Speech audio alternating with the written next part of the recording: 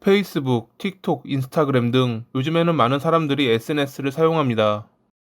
자신의 이야기를 비롯해 사소한 장면 하나까지 SNS에 공유해 사람들과 소통을 하고는 하죠. 영상, 사진을 올리면 누구나 자유롭게 접근할 수 있다는 점이 매우 편하긴 하지만 되려 이런 점 때문에 피해를 보는 일들이 일어나곤 합니다.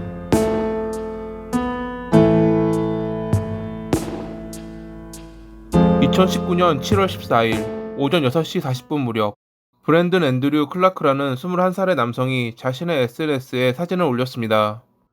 브랜든이 예스 줄리엣이라는 자신의 계정에 올린 사진은 사망해 있는 여성의 사진이었죠. 순식간에 그의 사진은 여러 사람에게 공유됐고 많은 이들이 합성된 사진이라며 농담하지 말라는 댓글을 달았습니다. 가끔 관심을 받고 싶은 사람들이 가짜 사진이나 조작된 영상을 올리곤 하지만 그가 올린 사진은 진짜였습니다. 사망한 이의 이름은 비앙카로 그녀는 모델 겸 SNS에서 이걸로 활동하고 있는 여성이었죠. 비앙카는 어릴 적 아버지에게 감정적으로 학대를 받았고 우울증, 불안감, 경계성 인격장애 등을 앓아왔습니다. 그런 그녀를 지키기 위해 어머니 킴은 남편이 딸에게 접근하지 못하게 조치했고 치료를 위해 딸을 병원에 데려가기도 했습니다. 킴의 노력에도 불구하고 마음의 상처를 심하게 입었던 비앙카는 고립감을 느끼며 온라인 커뮤니티에 빠져들었습니다. 커뮤니티에는 여러 종류의 사람들이 존재했기에 그녀는 혼자가 아니라는 위안을 얻을 수 있었죠. 이로 인해 현실에서도 그녀는 점점 자신감을 얻었고 모델과 이걸로 활동하기 시작했습니다.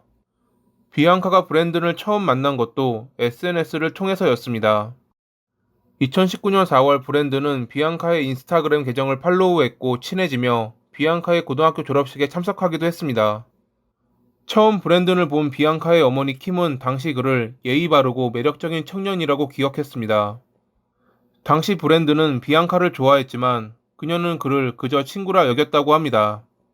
사건이 발생하기 전날인 7월 13일 저녁에 비앙카와 브랜든은 뉴욕에서 열린 캐나다 가수의 콘서트에 놀러 갔습니다. 거기서 비앙카는 또 다른 온라인 친구인 알렉스를 만났고 가벼운 입맞춤으로 인사를 나눴습니다. 콘서트가 끝나고 집으로 돌아오는 길에 운전하던 브랜든은 뒷좌석에 앉은 비앙카에게 아까 만난 알렉스와 어떠한 사이냐고 물었습니다. 비앙카는 자신의 남자친구도 아닌 브랜든이 이러한 일로 화내는 것에 어이가 없었고 우리 둘 사이는 그저 친구 사이이니 그만하자며 대화를 끝냈습니다. 그렇게 한동안 브랜든은 아무 말 없이 차를 몰았고 비앙카는 어느새 잠이 들었습니다. 그녀가 깊이 잠든 것을 확인한 브랜든은 차를 세운 뒤 카메라를 설치했고 그녀를 살해하는 장면을 촬영했습니다. 그 뒤로 그는 사진과 영상을 SNS에 올렸던 것입니다. 대부분의 사람들은 브랜든이 올린 사진이 합성이라 생각하며 넘어갔지만 이를 심각하게 받아들이며 경찰에 신고한 이들도 있었습니다. 경찰이 브랜든의 핸드폰으로 전화를 걸었을 때 그는 다음과 같이 말하며 전화를 끊었다고 합니다. 제 이름은 브랜든이고 피해자는 비앙카 미셸 데빈스입니다. 전 아직 살인 자살 사건에서 자살 부분을 해야 하므로 긴 통화는 하지 못합니다. 경찰이 위치 추적을 통해 브랜든이 있는 장소에 도착했을 때 그는 자신의 차 옆 바닥에 누워서 SNS를 하고 있었습니다. 경찰이 접근하자 브랜든은 스스로 목을 찔렀지만 곧바로 병원으로 이송되며 생명을 구할 수 있었습니다. 그의 차에서는 나를 잊지 않기를 이라는 내용이 적힌 유서가 나왔다고 합니다. 처음 브랜든은 그날 감정적으로 격해져 자신도 모르게 그녀를 살해한 것이라 주장했습니다.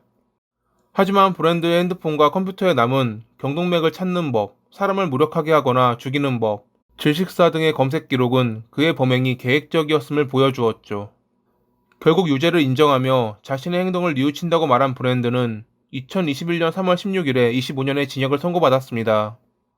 사건이 일어난 후 비앙카의 사망한 모습이 찍힌 사진이 여러 SNS를 떠돌아다녔기에 많은 사람들은 이를 쉽게 접할 수 있었습니다.